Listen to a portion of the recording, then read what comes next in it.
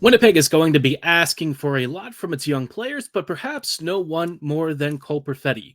What will he deliver next season? Let's talk about that on tonight's episode of Locked On Winnipeg Jets.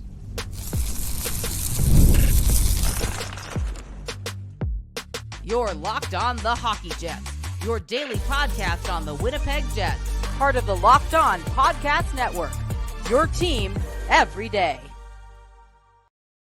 Evening, friends, and welcome to tonight's episode of Locked On Winnipeg Jets, part of the Locked On Podcast Network, your team every day. I'm your host, Harrison Lee, an avid Winnipeg Jets fan and an online blogger. You can follow me on Twitter at HLivingLoco and at LO_Winnipeg Jets. Thanks for making Locked On Jets your first listen of the day, every day. If you like what you're hearing, be sure to like, follow, and subscribe on all of your favorite podcasting platforms and YouTube. Doing so, of course, is always free of charge and ensures you never miss another episode. Most of all, though, we just love and appreciate your support. Tonight's episode, we have some real fun stuff to dive into. Obviously, there's the Olympics going on, and I thought it might be fun later in the episode to kind of predict which Jets might end up on some of their respective national teams should the Olympics welcome back NHL hockey here in the near future. But before we even get to that point, because that's 2 years down the road, there is a present, and obviously we've been talking about, next season being a bit of a turning point for a lot of players. This is going to be a big bet on the youth, and based on how the Jets have kind of been gearing up, I would say, for next season, they're showing us their hand in terms of, really relying on the youth, and that makes for a lot of very interesting potential with this team, although, you do wonder, is that bet going to backfire? And I don't know. I think the Jets are a fun team. I think they have some really intriguing potential. But if we're being honest, I think it is a little bit perhaps on the scarier side to, lean this heavily on the kids. But all that said, I do think, Winnipeg has a real good chance to see some surprising growth from a lot of its star young players. And so I'm excited. I think that this is a real good chance for the Jets to perhaps find out what they have in players like Cole Perfetti. And I think Perfetti, for me, has the bright potential to really take off next season with an increased role. And I want to talk about that in just a moment. But before we go any further and get started, just wanted to let you know that tonight's episode is brought to you by FanDuel. Make every moment more, because as the playoffs may be winding down, the sports aren't always sporting the way we want them to, but FanDuel still wants to keep your summers hot by hooking up all customers with a boost or a bonus daily. That's right, there's something for everyone every day, all summer long. Visit FanDuel.com to get started. Now, like I said, obviously the Jets have a very interesting assortment of players in the upcoming season. They're expecting guys like Brad Lambert, Nikita Chibrikov, and Ville Heinola to really step up and essentially become big parts of their current and future core. So this is an exciting time, I think, for a lot of us. But in terms of what to expect from the Jets, their future young stars, Perfetti, I think, has the biggest expectations on his shoulder. If there's anyone that I could imagine really being the next great one for the Jets, especially this upcoming season, and somebody who I think has a lot of pressure on his shoulders to perform, it is Perfetti. Winnipeg is really banking on him being a big game kind of player, and I think they're going to be rewarded. Perfetti has been really underappreciated the last few years. I tend to think that of, Winnipeg's forwards, he has some of the most intriguing underlying numbers to consider when it comes to prorating and preparing for, an increased role, right? Obviously, when players get assigned larger deployments and tougher assignments, it's not like a linear relationship between their scoring rates and stuff like that. So when we talk about this stuff, don't expect it to be a one-to-one. But I will say that when you're looking underneath, some of the deeper rate metrics and stuff, Perfetti is among one of Winnipeg's very underrated performers. If you're just looking, say, at something like goals per 60, right, which it's not the best metric, but it's something that I think is particularly helpful just for some context. You look at Kyle Connor, Gabriel Velarde, Mark Scheifele. So this past season, Velarde was sitting at about 1.7 goals per 60. You also had Kyle Connor sitting at 1.6. And Mark Scheifele was at about 1.0, which is okay. Probably not what you would expect from your first line center, but overall, pretty successful season, right? Where do you think Cole Perfetti stacks up against that group? You might be surprised to know that he's sitting there with, 1.2, and he's also sitting there with 1.2 assists per 60, and a lot of his points production has generally been primary, which I think is a very key point. He's not really scoring as many secondary assists. Most of his points production has been primary. I think that is very important to note. And he's got about like 2.4 primary points per, or about 2.2 primary points per 60, just about, if you take out his secondary assists, which for a primary scoring rate for a player like him is very impressive. You're not often seeing many players of his caliber producing at this level who are essentially playing fourth line minutes. And that's why I think Perfetti is geared especially nicely to essentially take a step forward. If you look at his, on ice so-called possession metrics, I don't really call them possession metrics, but they can tell you who tends to drive offense in their zone starts and in their, essentially their deployments. Perfetti generally gets offensive zone starts for the most part, but he still, all that said, has had some really good individual numbers. His Corsi for relative, to the rest of the team has generally been positive, around 3 to 4%, which is really nice. He's had a very positive impact on his lines, and you'll notice that the essentially the shot attempts against, right, have generally been on the lower side. I think this is something that generally goes under the radar with him, is that he is a defensively astute player, and you're not going to see him necessarily throwing tons of big hits. That's not his style.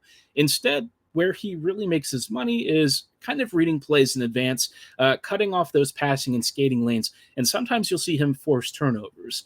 Perfetti is a really smart player, and actually maybe that's what Bones really didn't quite get with him, is that Perfetti's best impact might actually be, especially last year, on the defensive side of things. But I would also say that you really don't want to sleep on his offense either. In 71 games, he had 38 points, again, despite averaging something like 12 to 13 minutes a night. And if you think about starting to prorate that, say he gets up to 18 to 19 minutes a night, you're looking at a guy who could probably have 60 to 70 points, and he's only 22 years old. I think that there is a lot of potential for him this upcoming season. Again, you look at a lot of the points production, most of it is primary. That to me is a really good sign for a young talent like him. And again, I think we've all been wondering when he would take that next step forward offensively, because defensively, he's very strong. He's a smart reader of play. He picks off passes. He can kind of intercept and shut down counters. And, he's generally pretty safe with the puck. He doesn't cough it up all that much. And so, for Perfetti, now it's making more of that shot of his. He's got a great release. He's got very smart passing and vision. And I think that's where you're really going to see him start to grow his game. Now, where he plays in the top six, I think, is still a little bit of a question, just because technically he was on the second line in previous seasons, but we know that in terms of actual deployments, he wasn't always used in that role. But I think Arniel is very much intending to make him a really important core player. And with that in mind, I really want to see him play with Kyle Connor. They balance each other's strengths and weaknesses very well. And I think in this case, it actually would make it so that you could probably play them with Scheifele. I really would get away from Kyle Connor and Mark Scheifele as a duo. But if you're absolutely married to the idea and Scheifele is doing this or driving this conversation, then you know what? Have Perfetti up there with them. Velarde doesn't really mesh with that duo, but I think Perfetti might be able to. Cole's a smart player. I think he can be a really strong defensive two-way presence, and I think he can actually complement Scheifele and Connor well with his intelligence. Scheifele apparently has complained about Ehlers being really unpredictable. Perfetti is a little bit less of that. But all that said, Perfetti at times has even more unpredictable passing. There have been times where he's caught his line mates completely off guard with a passing attempt that no one thought would even be possible, but Perfetti is smart enough to see it and make those plays. So I'm thinking this is a big year. I'm going to say this upcoming season, I'm expecting 60 points from him. I think he's going to have a really big year. I think Arneal is going to make a lot of use of him. And if Perfetti starts to get power play time too, we could see that really take a step forward. So I'm excited. I think he's a great player. Give me your predictions for Perfetti. What do you think his role is going to be, and what do you think he's going to do on the score sheet? Drop them below or at my social medias at HLivingLoco and at LO_Winnipeg Jets. Now, Perfetti might be fighting for top 6 ice time, but some of his teammates in the bottom 6 are going to be facing stiff competition with one another. The depth chart is a little bit crowded for the Jets right now, but let's talk about some guys who should, in my mind, at least be locks, and some players who might be more on the fringes. We'll chat about that in just a moment, but before we go too much further, did want to shout out our friends and partners at FanDuel. I love sports, and I love them so much that I wish they never ended. But of course, we know that we're in the off season for the NHL. Obviously, football is currently out of season, so a lot of you are Vikings fans, I'm pretty sure. I'm a Ravens fan. Sometimes getting a break from Baltimore football is nice when we have a really rough playoff season. I guess that's probably more than has been said for the Vikings recently, but you know what? It is what it is. This year is a brand new season to get things right, and I'm sure a lot of you are hoping for a big, big upcoming fall. But what do you do in the summer, right? You want to keep things going, and FanDuel totally gets it. They want to help you keep your summers hot and enjoying sports the way you want to, whenever you want to. All you have to do is open the app and dream up bets anytime you're in the mood. And this summer, FanDuel is hooking up all customers with a boost or a bonus daily. That's right, there's something for everyone every day, all summer long. Head over to FanDuel.com and start making the most out of your summer. FanDuel, official sports betting partner of Major League Baseball. Hey, friends, and welcome back to this episode of Locked On Winnipeg Jets, part of the Locked On Podcast Network, your team every day. Every day, thank you so much for joining us on tonight's episode as we are kind of talking a little bit ahead to next season and thinking about some particular players and stuff who could be factoring into both Winnipeg's present and future. Now, Winnipeg actually has a fairly stacked roster when it comes to the bottom 6, which makes for a lot of compelling potential battles in this upcoming season. I think guys that are going to be certainly locks for the roster include Adam Lowry, Nino Niederreiter. I would say Morgan Barron probably fits that description. Depending on where Nemesnikov plays, if he's in the bottom 6, certainly he'll be a lock to start. After that, you start to run into an interesting question of, between Appleton, Iafallo currently, of course, Gustafsson and Chibrikov, where do you start to find spaces for these guys? And that's before you get to Brad Lambert, right? Because Lambert probably is not going to start in the top 6, is my guess, unless an Ehlers trade materializes, and I don't know that that's going to happen yet. So assuming all of these things, you're running into a very, very congested roster. Now, I think Iafallo, for me, is one of the guys that's most likely to get moved at some point. $4 million cap hit. And, given his role on the team, he was mostly noticeable on the PK more than anything. I think the 5v5 performance last season was kind of disappointing. On the score sheet, he recorded a reasonable amount of points, but given what I thought he was going to do with the Jets, I came away wanting for a bit more offensive performance. And so in that respect, I think for me, Iafallo makes sense as perhaps one of the odd ones out. He's certainly too expensive to bench, and that's why I kind of think a trade might make the most sense. Then you get to David Gustafsson, and, as somebody who does like Gustafsson, I also have a hard time saying that he necessarily starts over some of the other competitors that he's facing.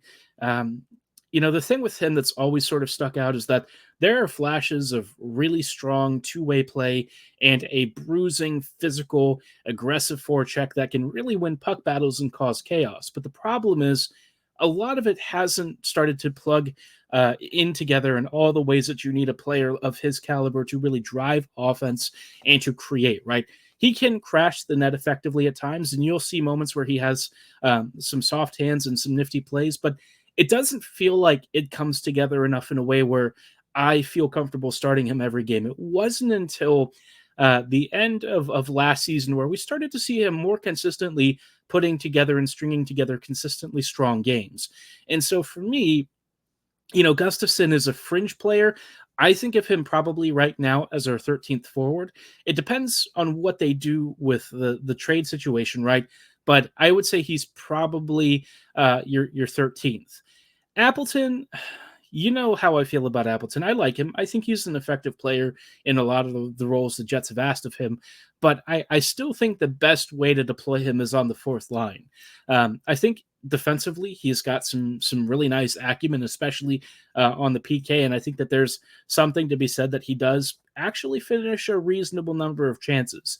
But you also notice that there are moments where he might have a bit more to offer if he just had an extra layer of offensive skill. It's not that he's bad. It's just, there's a limit to what finishing talent you're getting with him. And that's where that third line, I think, needs to see an upgrade offensively to like a Shibrakov or a Lambert. And whatever happens there, I think Shibrakov should really be starting at some point. I think he showed really well in his first pro game. And look, that's not to say that he's going to have strong games every night. He will have defensive lapses. I think he'll probably make some risky passes and stuff because he did some of this when he was at the AHL level. But I still think that relentless motor, the industry, and that really nasty release that he has, for me, makes him almost a must start. Lambert, you've got to get him game time too. Brad is super skilled. He's really fun. And I think for me, he is a guy that I look to be one of our foundational building blocks going forward. I guess the question is, will he be at center or as a winger? I think ideally it would be at center. I don't know that that's going to pan out necessarily, but I'm hopeful. I think he's shown well at the AHL level as a center, and there have been other levels that he's played effectively down the middle. But with Winnipeg potentially jettisoning one of its top wingers, and Lambert having a lot of the same skill sets that Ehlers does, you start to wonder if the Jets have adjusted their thought process with where they use him. Because Perfetti can play center, and he's done well there before. So do you try that? I don't know. I think that there are a lot of unknowns because Arniel himself hasn't really gone forth and said something specific. And Chevy is Chevy, right? He'll say a bunch of stuff. It generally doesn't mean anything. So you have to sort of read between the lines and start watching practices and stuff before you get a sense of who is viewed where. I can tell you, I'm fairly certain Lambert is not going to start at 2C this upcoming season. I think that is way too much to ask immediately. Eventually, though, as he ramps up to the NHL level, you can start to think about it. But at the start of the season, probably not. Perfetti, I would actually prefer there instead, although I would not be shocked if it's actually, after all of this, Nemesnikov, who is your 2C. So if we're talking about players in the bottom six to potentially bench, and I hate thinking about this, but I think, given where the roster is, assuming that the Ehlers trade doesn't happen immediately, I think Gus, Iafallo, and Appleton should probably potentially sit. I would imagine Barron is actually going to be the one who would sit over Appleton. You then have, something like Niederreiter, Lowry, maybe Tripakov, and then Lambert, somebody on the fourth line at center, and then Appleton or something. I honestly don't know who would be the center for the fourth line. Maybe they try Lambert there. I have no idea. I think 4C is kind of like not my favorite role for him. And, the Jets traditionally like to roll three lines and then like a four-checking fourth. And that just doesn't really seem the way that I think Lambert would tend to perform. But Arniel may also have a different idea of how he wants to use his fourth. If he's looking at it as like an energy offensive line, it could be something where Lambert is asked to really be the creative presence there and is given some license to roll against some softer matchups. We'll see. But given how the Jets have traditionally run that fourth line, I don't know that that's really the best place. I would rather have like Shiprakov on the fourth and then Lambert with Lowry and Niederreiter. So a lot of options here, but again, I do think the Jets are going to have some roster moves in the upcoming weeks and months that probably makes this a little bit clearer. The bottom six is overcrowded. They want to rely on the youth, and the only way that you're going to be able to do that is to start opening some spots and perhaps, I hate to say this, but trading away some of the competition and actually getting some reasonable assets. It's not like Iafallo and Appleton are just cast-offs. They're absolutely not. They're both pretty nice players. And actually, for a lot of teams, I think they would be great fits. And so I think the Jets could probably get some assets in return while still opening spots for their young players. And again, if like Appleton sticks around, I think that's totally fine. I think you just have to figure out then how to start splitting ice time and making sure that you get your kids enough of an NHL experience without kind of interrupting their flow and stunting their development, which it's a tricky balance. But I think Winnipeg really needs to commit to it this year, because if not now, then when, right? You got to really go into it. You have to commit and really make this youth movement a real thing, because otherwise all of this draft and development nonsense that they keep talking about essentially means nothing. But I'm hopeful, right? I'm hopeful that they've kind of moved beyond that and they're starting to think about the future. Now, speaking of the future, in a couple of years, we're going to have the Winter Olympics again. And I forget if the NHL has agreed. I thought they had already agreed to return, but obviously, for the Jets, they may actually have some legit players starting for maybe Team USA. I don't know about Team Canada. Team Canada is a little bit trickier, but with the NHL actually scheduled to return to the 2026 Olympics, it is confirmed. Who would actually go, right? Who would potentially get the call up? I could imagine a couple of players. We'll talk about who would make sense there in just a little bit. Before we move on to that, though, just wanted to let you know, for all you Fox Sports or ESPN watchers, if you find yourselves having to turn down the volume because there's all the shouting, make the switch to Locked On Sports today, a free 24/7 sports streaming channel programmed for you daily to bring you the biggest stories without all the screaming. Locked On Sports Today brings you can't-miss analysis, opinions, and news streaming 24/7 on YouTube or the free Amazon Fire TV channels app. All part of the Locked On Podcast Network, your team every day. Now, coming back to obviously the Olympics in a few months, a few years, this is going to be pretty far in the future. It's definitely projecting fairly out for a number of Jets players. Age, injuries, all of that could be different. We might be looking at, non-linear development paths for some of our players. So listen, we're going to make some pretty bold claims here for at least a couple of players. But for Team USA, I think it's pretty obvious who the Jets would be sending. It's got to be Connor Hellebuck and Kyle Connor. Team USA is going to be deep, right? Arguably, Connor might not actually be a lock for that roster. You've got a lot of really, really talented young Americans in the NHL these days. And KFC at that point will be, in his early 30s? And, with him being still one of the top American goal scorers, I think that there's definitely a strong chance that he goes, but it might not be in the top 6. So that'll be interesting to consider. Kyle has always been a really fun goal scorer. But in terms of overall game, Team USA has sometimes had some older-fashioned notions of how they want to build their roster. You remember in other years they had really rough and tumble teams, squads with more grit and heart than skill, and maybe Kyle Connor gets victimized by that. But compared to how many other top American players are out there, I still think Connor should get the call-up. I would also say that the other Connor should definitely be in net. Hellebuck, for me, is Team USA's starter.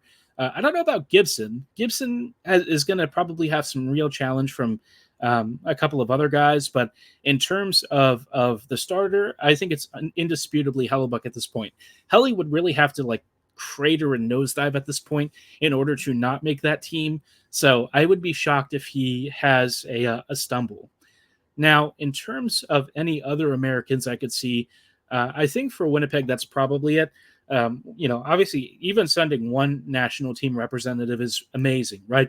Let alone 2 to the same squad. So me saying that's it that they'd be sending for Team USA is really, we're being a little bit, I would say, loose with that. I think it's actually really amazing that the Jets could have 2 Team USA players go.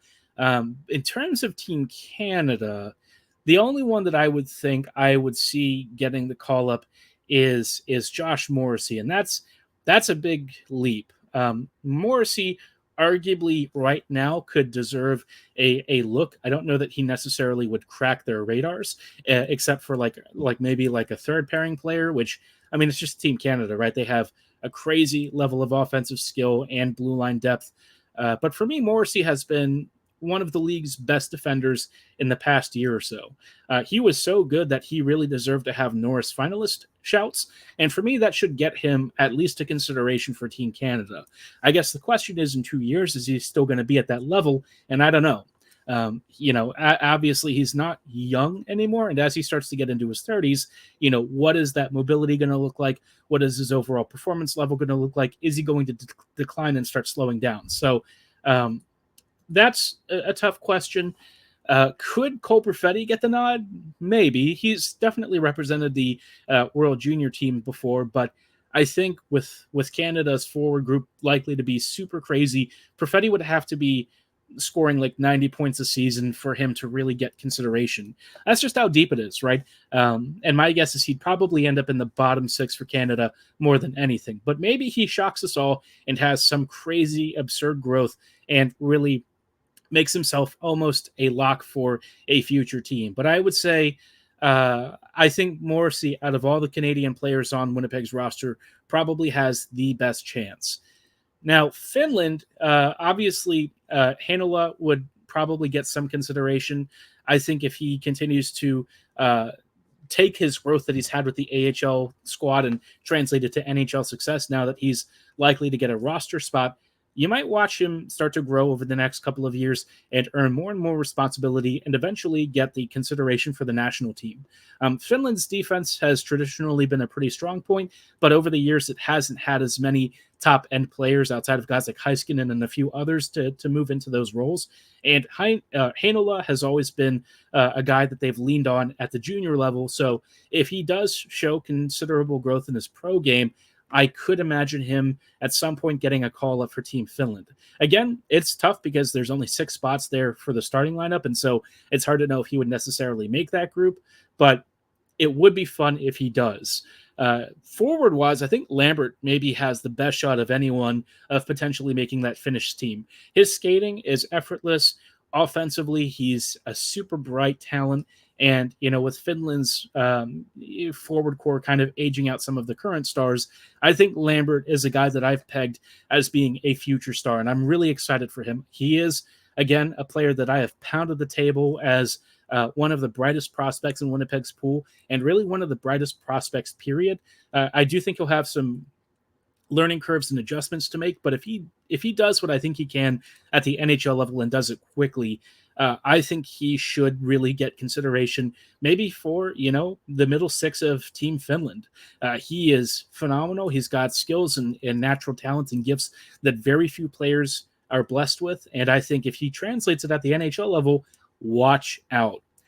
The last guy that we'll probably talk about for Olympic consideration may not even be a Jet after this season, but obviously Nick Ehlers is probably going to get the nod for Denmark. It's not like they have a crazy deep roster. Denmark has, had a couple of reasonable NHLers over the years, but Ehlers has definitely been among their most talented, and I expect him to, even as he gets into his early 30s, still get the nod for, maybe their top 6. So Ehlers, again, I don't know where he'll be at that point, if he's a Jet or elsewhere, but as of right now, he should be, in my mind, a lock for the Danish roster going forward. But let me know what players you think might get Olympic consideration from the Jets ranks. I wouldn't be shocked if there's one player out there that we haven't thought about yet. Maybe somebody who's still flying under the radar, but obviously Olympic consideration when you're talking about top nations like the U.S. and Canada, Sweden, Finland. I mean, it is quite an honor to get consideration for one of these teams. So it's something not to take for granted. And I think for the Jets, even sending 1 or 2 reps to one of these teams would be phenomenal. But let me know your predictions in the comments below or at my social medias at HLivingLoco and at LO_Winnipeg Jets. For tonight's episode, though, that's going to be all the time that we have. Thanks so much for listening and making Locked On Jets your first listen of the day every day. Well, we will see you back here later this week for even more Jets coverage. So see you then. Have a great night. And as always, go Jets go.